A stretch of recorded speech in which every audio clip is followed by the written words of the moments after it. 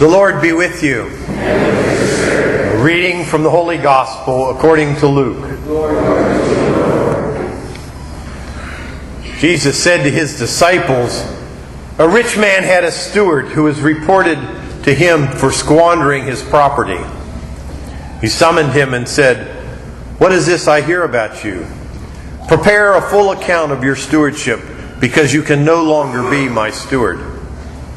The steward said to himself, 'What shall I do now that my master is taking the position of steward away from me? I'm not strong enough to dig, and I'm ashamed to beg. I know what I shall do, so that when I am removed from the stewardship, they may welcome me into their homes.' He called in his master's debtors one by one. To the first he said, 'How much do you owe my master?' He replied, 100 measures of olive oil. He said to him, 'Here is your promissory note. Sit down and quickly write one for 50.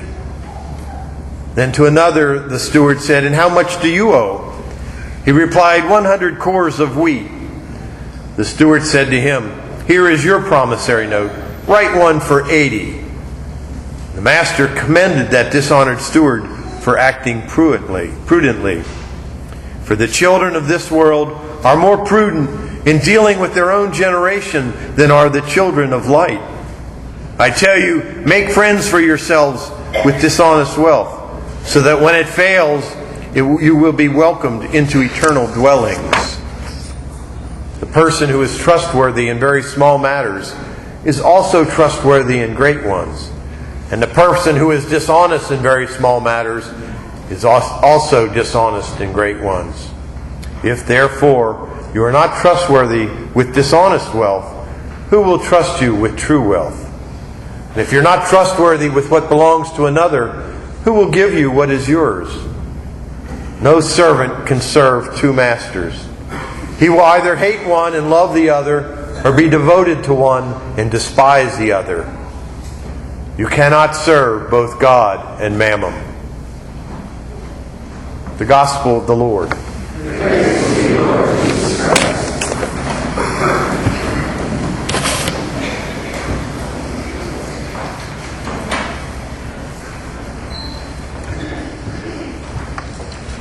Please take just a moment to pray to the Holy Spirit for each other.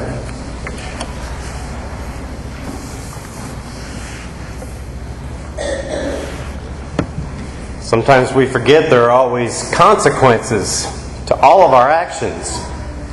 Reminded me of an old story of two farmhands who were having an argument. And George, who had discovered the amazing new principle that all people were equals, was having a great difficulty making his friend Willem understand the principles of this fact. "It's share and share alike," he said.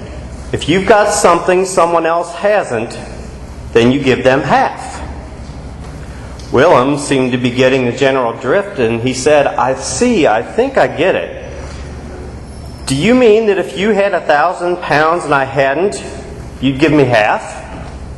George nodded and said, "Yes, that's the ticket." Then Willem said, "And if you had 2 motor cars and I didn't have any, you'd give me one?" Again, George nodded and said, "Yes." Then Willem said, "And if you had a pig and I didn't have one, you'd give me half?" George thought about that one and then replied quickly, "No, you fool, I do have a pig."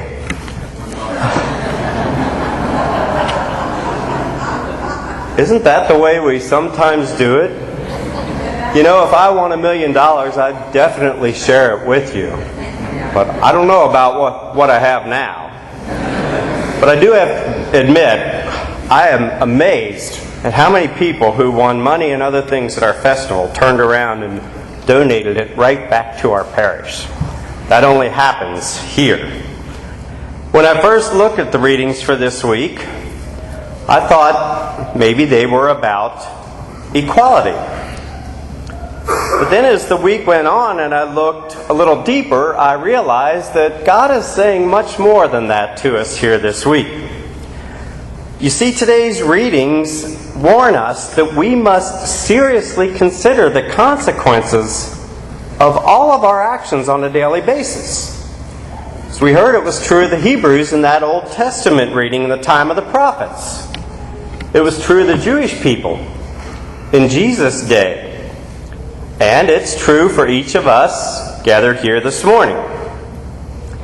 Amos, in that first Old Testament reading, was not well pleased with the religious leaders of his day.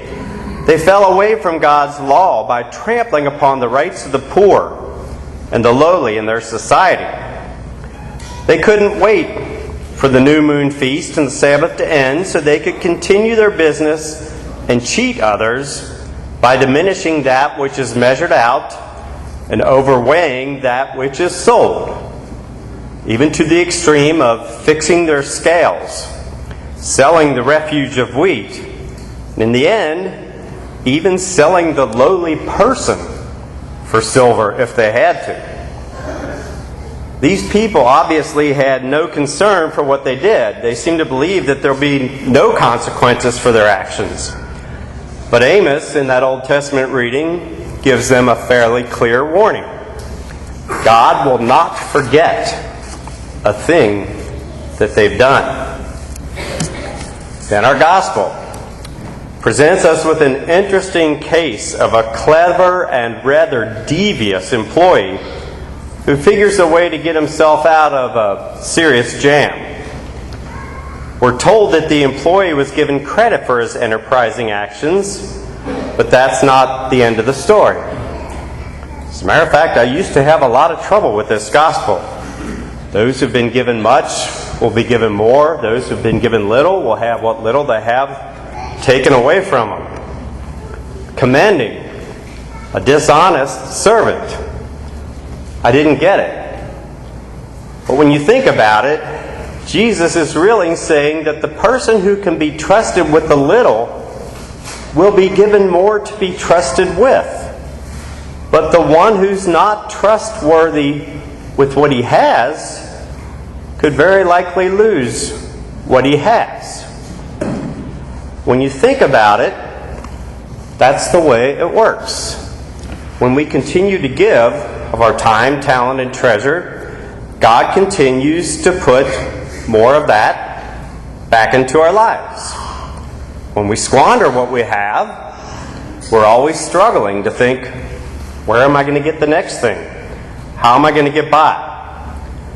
So the point of the story, once again, is that there are consequences for all of our actions.